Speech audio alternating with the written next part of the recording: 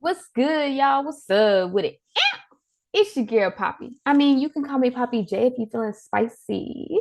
And baby, we are back on YouTube with another episode of Pop Talk. Today's special guest attends the beautiful, the illustrious, the one and only Fairview A&M University and considers herself an aspiring forensic pathologist. I'm so excited to tell you guys that I have Cyrai Young joining me today. So y'all don't go anywhere and stay tuned for this episode of Pop Talk. What's good, y'all? What's up? It's your girl, Poppy J. Yeah. High five, G. Woo!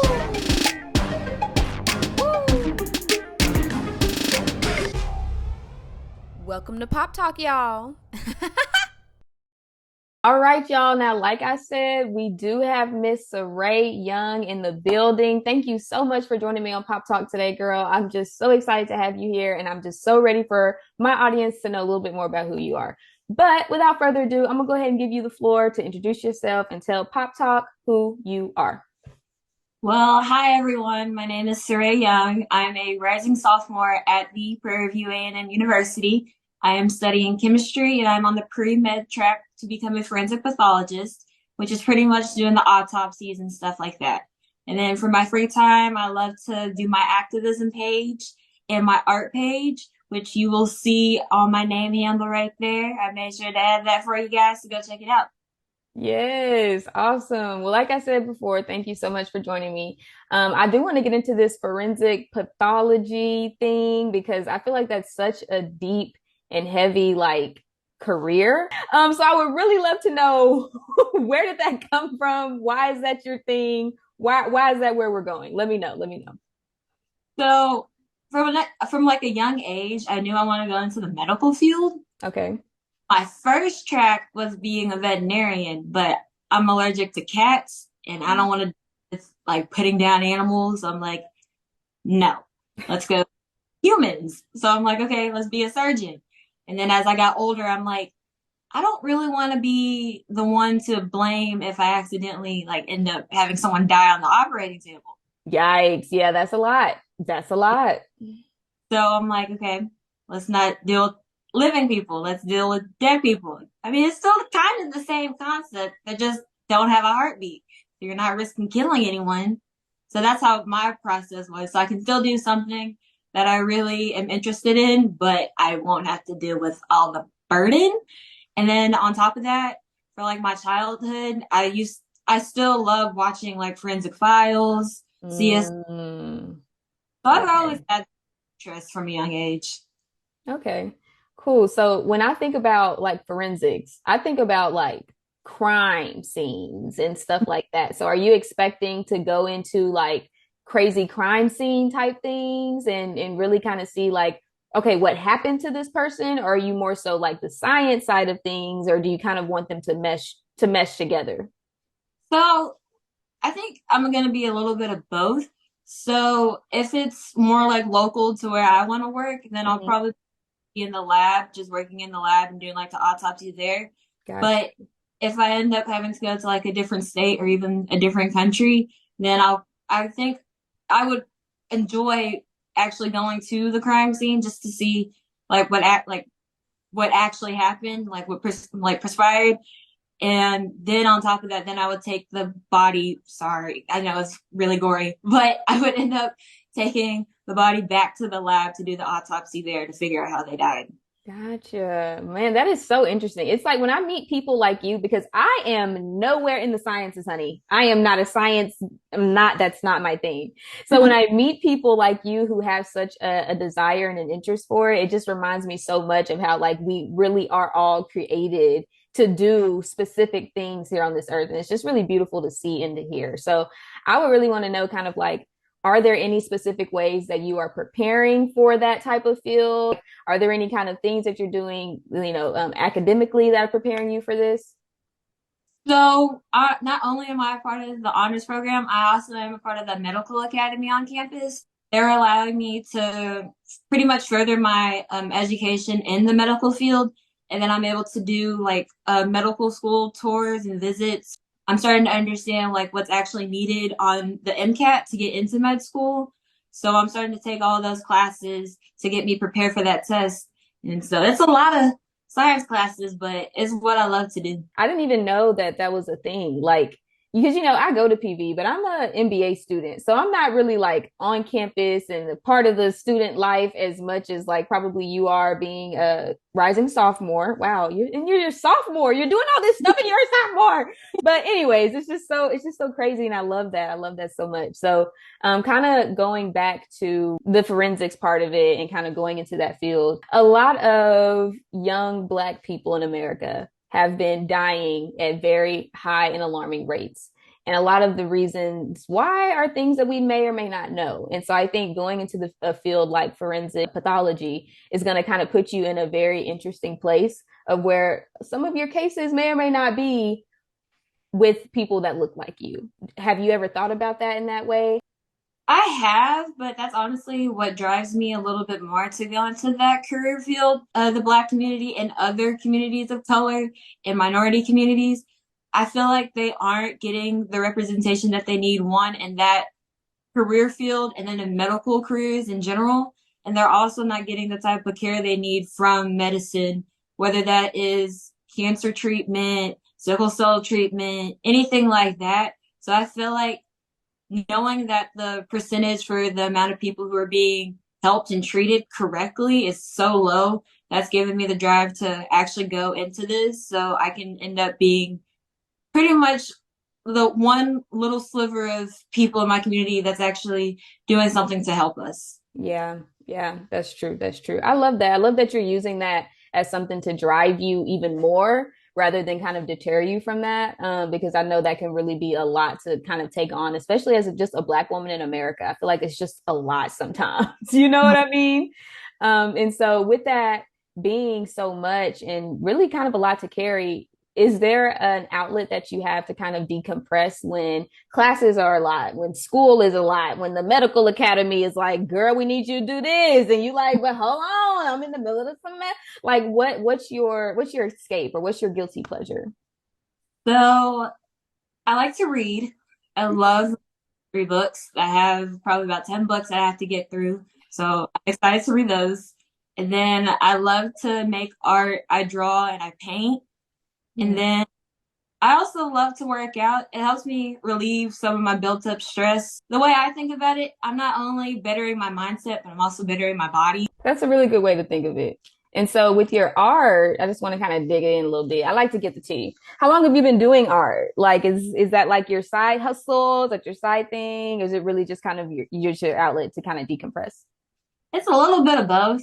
Okay. For during COVID, I really used that as my side hustle and I painted shoes for people and that helps me make a lot of money. So I was happy with that. Yeah, I've been doing art pretty much my whole life. I never took in like an actual professional like art class. I kind of just picked it up and did it myself. And I've just been going with it. It keeps me occupied and lets me get my creativity out in a way that I find beneficial to myself. Yeah. No, that's really cool. Come on, shoes. Let me I got a couple of shoes you might could paint for me, girl. Okay, I know that's right. So let's go ahead and switch gears a little bit. Let's talk about your HBCU experience, right? So you're at PV. What made you pursue an HBCU and specifically why PV? So I chose an HBCU because I am from a predominantly white area and I'm kind of got tired of hearing the racist comments in the background. I've been called a monkey, been made fun of for my hair. I kind of got Wow. tired. It was Wow. that point. So that's the whole reason why I chose an HBCU. But if I'm being honest with you, I didn't realize PV existed. So yeah, I know. So Wow. This whole yeah. little section right here is just giving me wow. Continue though, continue. So how did we find out that PV was a thing? So one of the colonels on campus called my dad, and they ended up being buddy buddy and whatnot. And so my dad's like, "We need to go down to PV and do this tour." I'm like, "Okay." I'm like, "Where?" Right. Like, We okay, where is this? actually we ended up going. And lo and behold, it's a good 30 minutes away from where I used to live before I moved to Dallas. So it was like nice to go back. And then I ended up being offered a full ride scholarship. So I'm like, no harm, no foul. Period.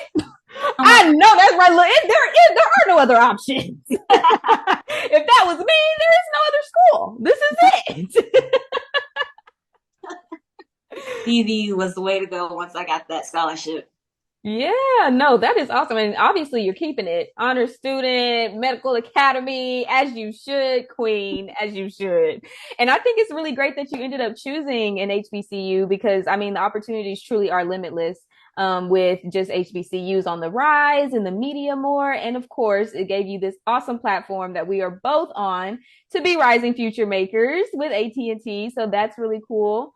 I'm doing this every single episode. I feel like we may have talked about this before, but I learned about the AT&T Rising Future Maker program from an Instagram ad from Ice-T. Mm-hmm. And that was just kind of how it fell into my lap. But I would love to know how you learned about the Rising Future Maker program. So, like I said, I am a part of the honors program, and the director sent out an email saying, y'all should apply to this. It'd be nice to have a student from the honors program actually winning this. I'm like, okay, let's take a shot at it. I submitted the video, I think the night before it was due. You're I, kidding. I'm dead serious. Like, I was stressed. I was having like many breakdowns. I'm like, I don't know what to do. I don't know how to do this video. I had to go through about 5 takes of that video. Yeah, it was an interesting night getting that video done. Yeah. Wow. I mean, I'm not gonna lie though, y'all. Okay, so the video has to be exactly 60 seconds, nothing longer, nothing shorter, and it has to be exactly six. So I get it. It kind of was a little difficult because I can talk for a very long time. I can talk Mm-hmm. for 10 minutes straight, and I'm trying to edit 10 minutes into a 1 minute video. So I completely understand. But the night before the due date, girl, Yeah, like I prepped the whole video, like the whole idea and everything, like the week of. But then I don't know, something happened and I got in my studies, like I forgot about this video. Let me just knock this out and let's see what happens. yeah. So how did it feel when you learned that, hey, you're chosen for this? I actually learned that I was chosen in the middle of my Spanish class. So I got bored to say the least. And I'm like, phone and check my emails. And I saw the email from AT&T. I'm like, oh man, I didn't get it. Then I opened it. It's like, congratulations. I'm like, ain't no way. Ain't no way. I ended up calling my parents as soon as class got out. I was calling, blowing up their phone. I'm like, I got the scholarship. I actually won the scholarship.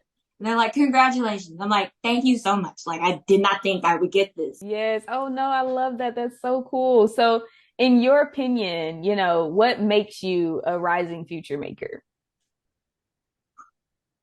For me, it would probably be my drive for constant success. I've been like that since probably fifth grade. I have this mindset that if I can keep going, I should keep going. Like, don't stop for anything less than what you want in life. Mm. So I think, especially after high school, I think it really hit that I can keep going and I can get closer and closer to my goals. So when I actually got to PV and I joined the two programs that I'm in, I was finally seeing like in myself that I can do this. I can actually get this done. I love that. I love that. So, like, what have you gained so far from the program? So, I mean, besides the money and the phone and that cool jacket, I think I've gained a lot for myself, like mentally. Like I've gained more confidence in myself. I now know that I can actually do this. I don't have to settle for less. I actually have the ability to get this stuff done and be one of the best. So having that mindset, now going into my second year of college, I feel like it's really going to help me get through these last 3 years before I get to med school because the mindset that I had going into college probably wouldn't have got me so far. But now that I know I can achieve all of this, yeah, possibilities are endless. The possibilities are endless. Do you ever just kind of like sit down and be like, I'm one of 25 in the nation? Mhm. I in the nation. changed my bio on my Instagram to AT&T Rising Future Maker. I'm like, no. Yes. Period. It makes it official. You have to put it in the bio. You have to. That's so cool. Well, I have one last question for you for this interview, and it is this. As a rising future maker, please tell us what fuels your future. That's a good question. I think half of it would just have to go to my constant need for success. Because, like I said, I'm honestly a perfectionist. I Girl, like me too. everything has to be 100%, nothing more, like nothing less. If Yeah. it's over 100%, that's perfect. But anything less than 100%, I can't do. Yep. And then the other 50% would probably have to be my parents because they put a lot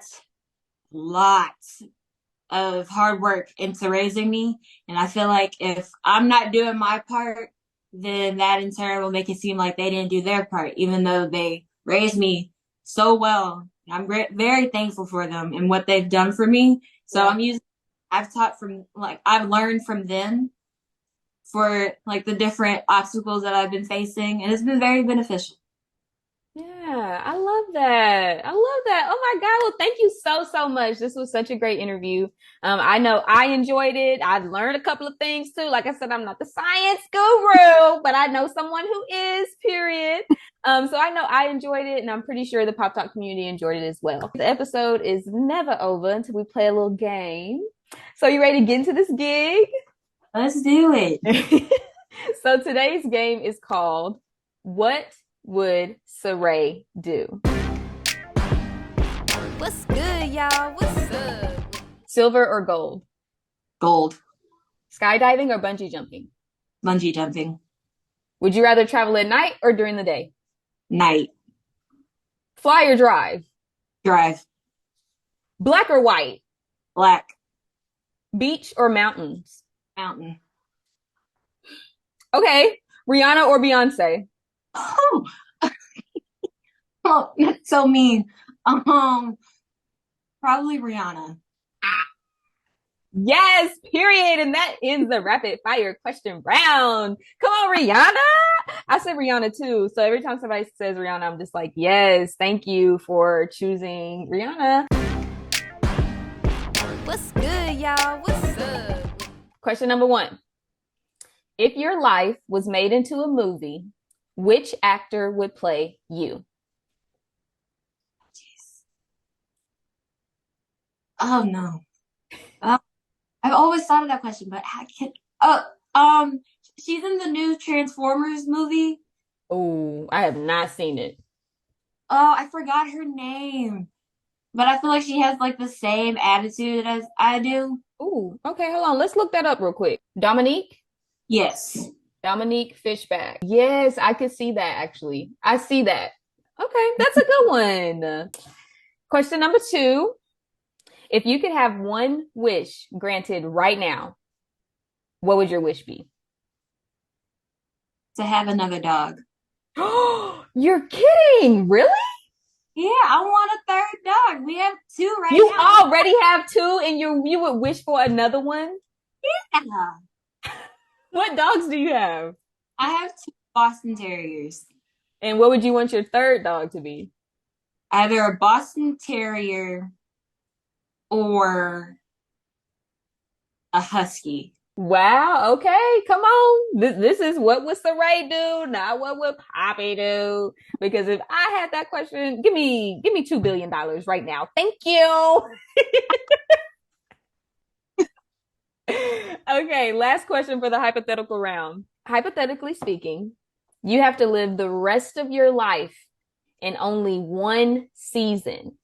What season would you choose and why? Summer, fall, winter, or spring?